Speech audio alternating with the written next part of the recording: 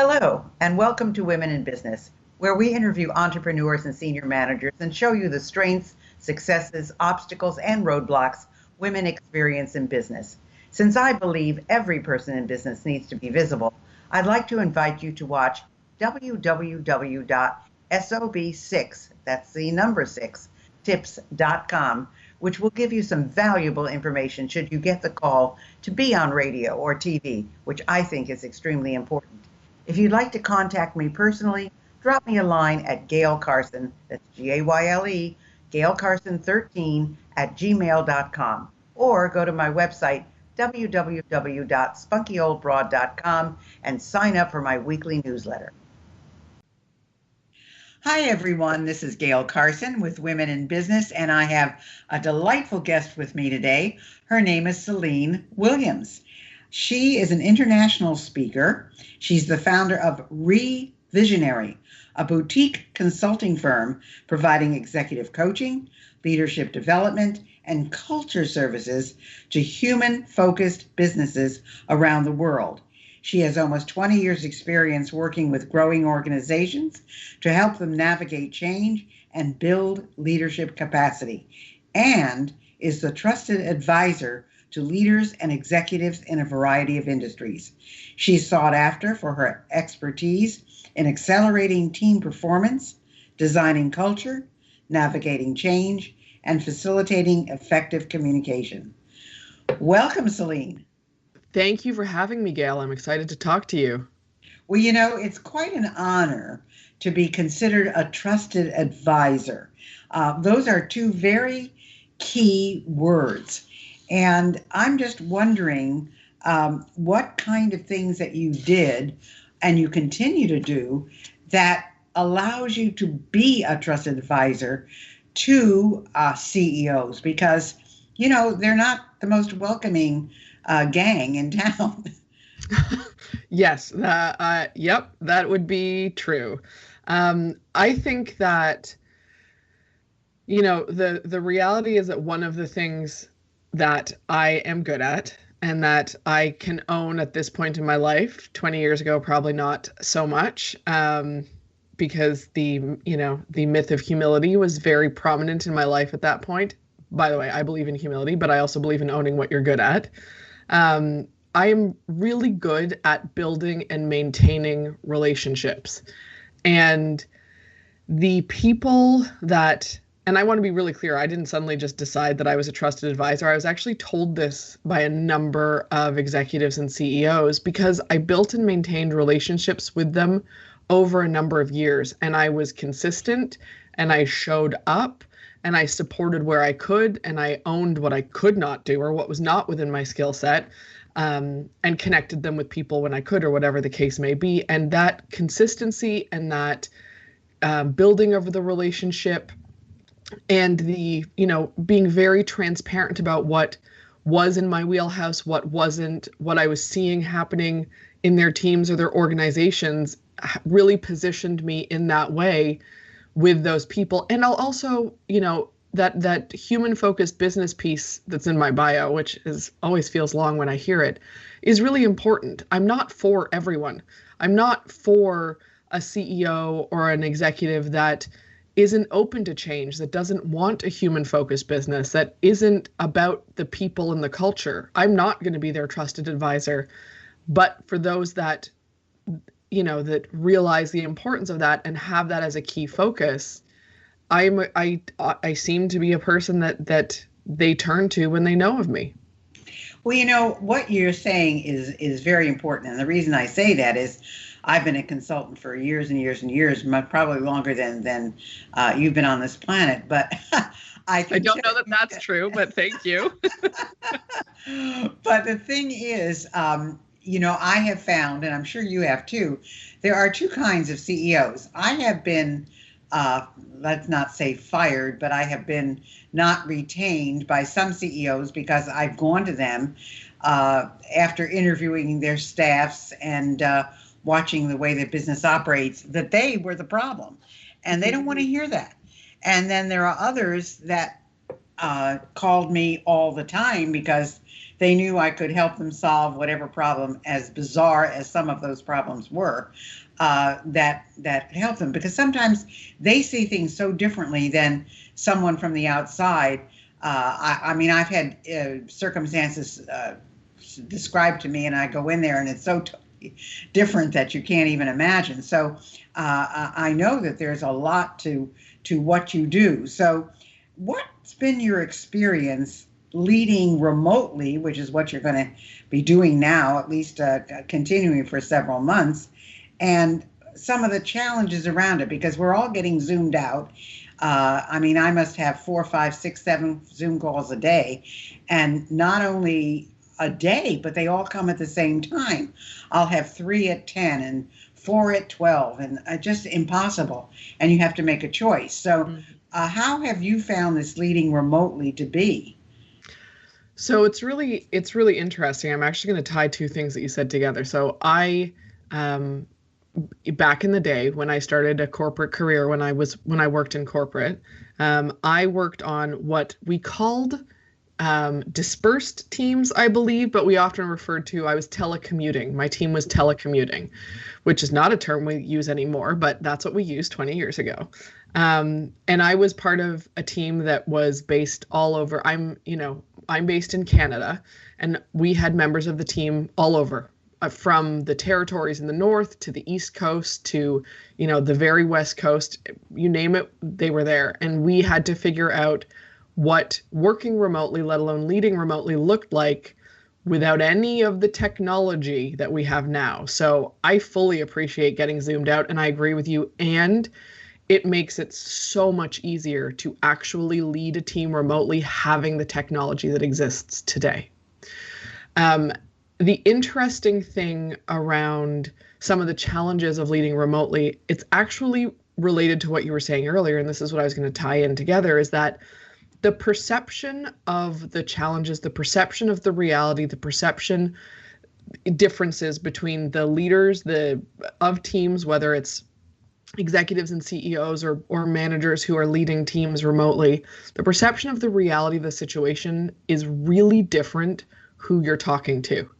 And oftentimes managers and leaders are in a different place in their life than their employees, or a different place in terms of where they're living or what their work at home situation might be. And the reality of this year in specific is nobody had a plan to work from home. It was a reaction.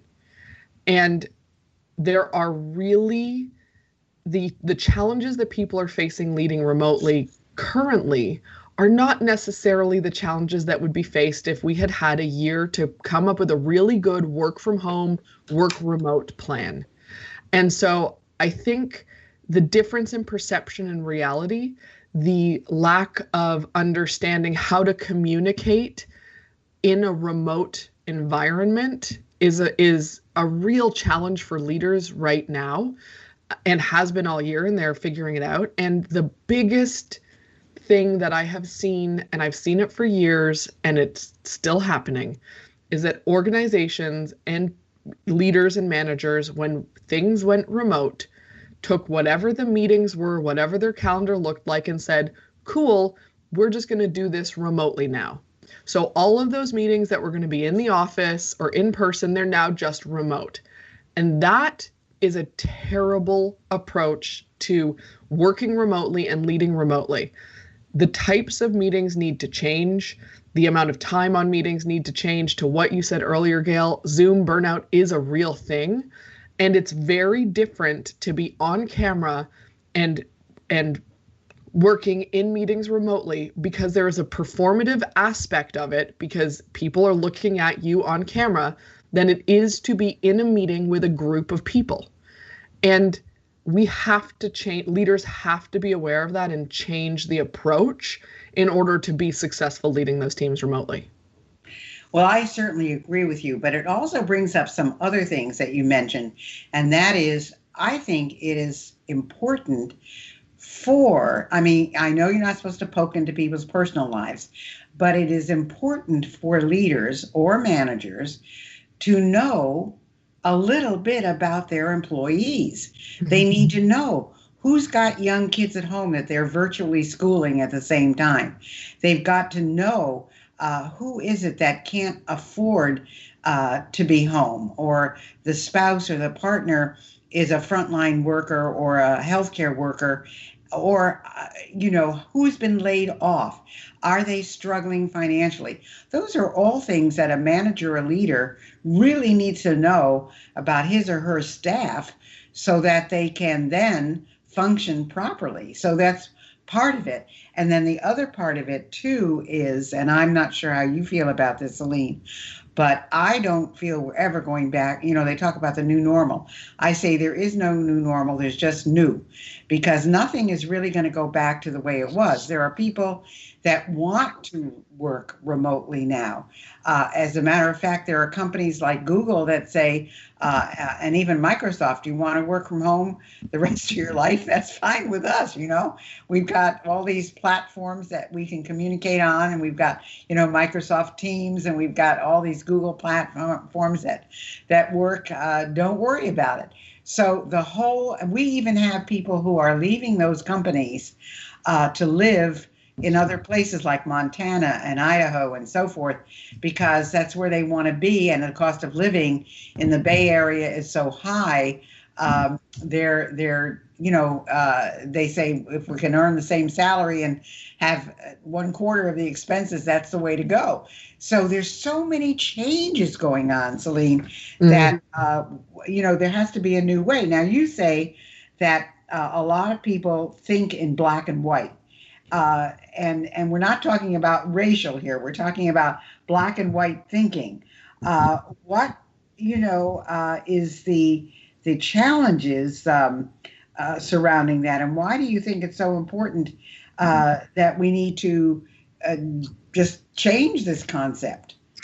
Well, I'm actually there are so many challenges with black and white, but I'm going to use one of the things that you said. So there's and I recognize, Gail, this is not your thought. This is the perception in a lot of the corporate world, is that you can't or you shouldn't ask personal questions of your employees. There's a line that you don't cross for whatever reason, historical litigation, whatever the reasons are. We don't ask those questions. We don't know if they have kids at home. And that is an example of very black and white thinking. So there is no real reason that you cannot ask those questions if they're respectful, if you're you're focused on people, you show that you care about people. There is a gray area between getting real nosy and making things very personal and using that against someone potentially, and working to understand them. And the gray area is that working to understand them, right? So when we think we can't ask people questions about their personal life, we can't dig into it, we don't know anything about the reality of their situation. And that gray area is all of the nuance that allows us to lead and allows us to be effective in how we approach things. Unfortunately, we as humans like certainty. Our brain likes things to feel certain and sure. And as a result, we really lean into black and white thinking. I would, fully anecdotal, I've not done a study on this, but I believe that, a solid 80% of most people's thoughts fall into black and white thinking, right or wrong, yes or no, because they're seeking certainty, which means then a lot of what they say falls into that as well. And that the challenge is that certainty is not real. It's an illusion that we look for to feel safe. And so the more we can recognize where that black and white thinking shows up, the more we can recognize how it's holding us back and how we're missing nuance when we don't look into, when we don't poke into, when we don't lean into all those gray areas. The more we question the truth, I'm air quoting, you can't see me, but the more we question the truth of what we're saying or thinking and where it comes from, the more effective we actually are, because that gray area, that nuance is where all the magic happens. It's where all the connecting happens. It's where all our ability to, perform better, to navigate change, whatever you're looking to do, it's all in that gray. It's not in the black or white. There is no right or wrong. This is an illusion that we have created to feel secure and safe, but that's not real. our system supports the idea that there is a right and wrong, but there isn't. There's no one right way to build a business. There's no one right way to be on camera. There's no one right way to do anything. There's many nuanced versions of that. Well, you're absolutely right. I mean, there was a survey done, well, now it's got to be about 3 months ago, but I think it's really appropriate right now. They were saying that most CEOs aren't planning more than 4 weeks ahead because they don't know what's going on. I mean, something is happening new every day. However, they've gotten so tolerant of people whose kids run into the room, whose dogs are barking, because that's kind of, it's called home. And so I think that the CEO or the manager or the leader who copes with all of those things is much more respected and adored by their employee than someone who is rigid and strict and so forth. The only thing that I would say about the Zoom call, Céline, and I don't know how you feel about this, but if it's video Zoom, and I mean, there's certainly audio, but most of the things are video, business, look business-like. I mean, you don't have to be in a suit and a tie and a woman, all dressed up and so forth, but have your hair done, have your makeup on. Don't be in, you can be in sweats, but be in nice sweats, because some of the people that I see in these Zoom calls, I think, who on earth would ever hire those people? Yet they are employed. So I just think that, if you're going to be at home, there are nice ways to be at home. How would you welcome someone as a guest into your home, as opposed to just throwing something on and not even, looking presentable? So I think that's part of it as well. You also talk about feedback, and that we give feedback in a wrong way. And, some feedback is negative and some feedback is positive, and you have to have both. So what's your recommendation there? Well, I think the challenge around, I want to jump back to something that you said really quickly, and I'm going to come to feedback. So I wanted to note that I agree with you that this working remotely is not going away, and that I think there's going to be a new normal that is everyone has a choice of, or not everyone, but many people will have a choice of whether they work remotely, whether they work in the office. And your point about, dressing appropriately when you're on Zoom calls, I think that the really key thing there is to read the room. There are lots of startups that people, you go into Facebook, people are not wearing suits. They're not dressed up. They're in baseball caps. They're very casual. I'm picking on poor Facebook, but pick on any startup. Poor Facebook is just the result, just the one I threw out. But truly, you walk into a lot of startups, and in the office, they're in sweats, and I've worked with a lot of startups over the years. No, I agree with you there, Céline. Right? Absolutely. So yes. I think it's all about reading the room and knowing the company you're in and knowing who you're going to be talking to, and being respectful and appropriate for that situation. That's, and I think that is, when we're at home, we tend to be more lax about it.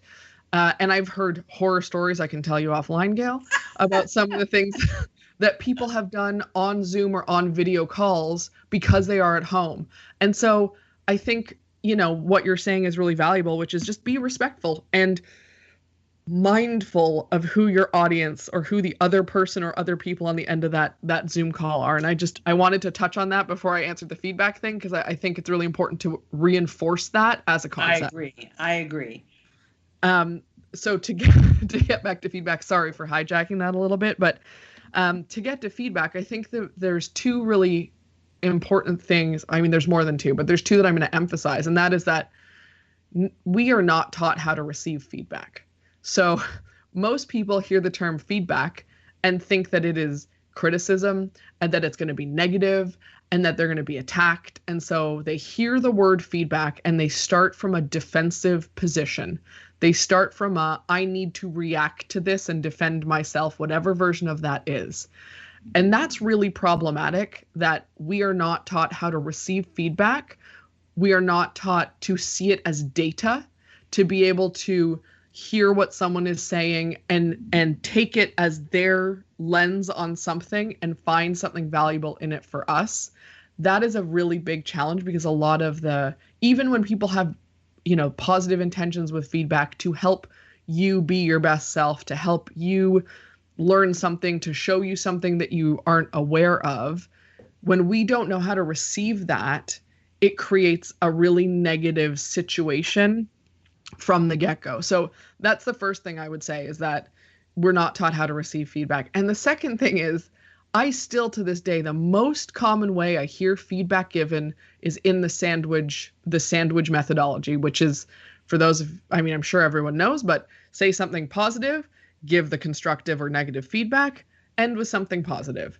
And that is the worst, absolute worst way to give feedback. It is not, you are doing that not to serve the person who's receiving feedback, not to help them be their best self, but to make yourself feel okay about the feedback you're giving. And that does not land. It doesn't work. It's not effective. And yet people still do it. And so I firmly believe that feedback is important, and that we need to do a better job of learning how to give effective feedback, of learning how to share our thoughts with the intention of serving the person who is receiving them, because feedback is not my opportunity to complain. It's not my opportunity to say, I would have done it differently and here's how you should have done it. Feedback should be about what the other person could learn from the situation, what the opportunity for their growth is inside of this moment. So I agree with you. I mean, I agree with you. How do we train people to do this? We only have about 5 minutes left, Céline, and I want to make sure people know how to get in touch with you and so forth. But I'd like to have an answer. How do we train our leaders to do this? Well, so, I mean, there are, and I'm not the only person who does training on this, but there are workshops you can take on how to give feedback more effectively. There's language you can use. So for example, I love psychologists and therapists, and they talk about feeling language all the time, but you should never be using "I feel this way" as part of your feedback. If you're giving feedback to someone, it should never be about who they are. It should be about the behavior or the thing they've done and the impact, and not "it made me feel this way," but rather, the way that I'm making a situation up, so bear with me, but the way that you presented that information in the meeting didn't land for these people, or wasn't clear in this way, and as a result, these were the questions that ended up coming up. If we did it this way, if it was presented this way, if this was included, these questions would have been avoided. So it's not an "I feel" situation. It is a behavior. It is an actual moment. It's nothing about the person and the consequences thereof. I'm giving a really vague, example because it's on the fly, but there are ways that we give feedback that are so ingrained in sort of how we're taught and what we're done, and it's just not effective. So it is a matter of being consistent and practicing with each other. And man, I encourage the leadership teams I work with to give and set times to give each other feedback and to practice with each other and to get better at it. And then they get better at it with their people, and then their people get better at it. But it has to be an intentional action. It has to be an intentional practice, not just a thought. All right. Well, it sounds like you know what you're talking about. So how would people get in touch with you? You can find me online. My website is revisionary.ca. They can email me directly, Celine@revisionary.ca. And I'm on LinkedIn. It's probably the 3 best ways to find me. Fantastic. So it's Revisionary. For those of you who may not know, it's REVISIONARY.ca, because she's in Canada, so it's CA, not .com. It's CA, so be aware of that. Let's see. I don't know if you'd like to offer anything as a free gift, Céline, but you're certainly able to do that if you'd like. So if you would like to offer that, that's great. It's up to you. Sure. I mean, I can send you a link for a downloadable that I have that's just about some reframing our thoughts. And then if anyone wants to reach out, I'm happy to have a complimentary call with them to see where they're at. If I can help them shift some of their perspectives in 30 minutes, I'd be happy to do that. Fantastic. Well, it has been a delight, Céline. Thank you so much for being with us today. And hopefully you're going to get some feedback from this, and people will be able to take your advice as a trusted advisor. Thank you so much for being with us. Thank you, Gail. It was lovely to meet you. Hi, this is Dr. Gail, and I wanted you to know I have a whole bunch of other things to offer you. If you go to spunkyoldbroad.com, you will see an array of SOB stuff for sale and all our latest products and additions. If you're interested in getting on TV, I have a brand new course, Get on TV. And if you want to start your own business, you'll want my SOB Guide to Business Success. I know you'll love them all. I guarantee it. Thanks for listening to Women in Business. I hope you enjoyed today's show. And if you have any suggestions as to who you'd like me to have as a guest, just email me at gailcarson13@gmail.com. Be sure to check out www.sob6tips.com. And in the meantime, go to www.spunkyoldbroad.com to see the resources I have for you.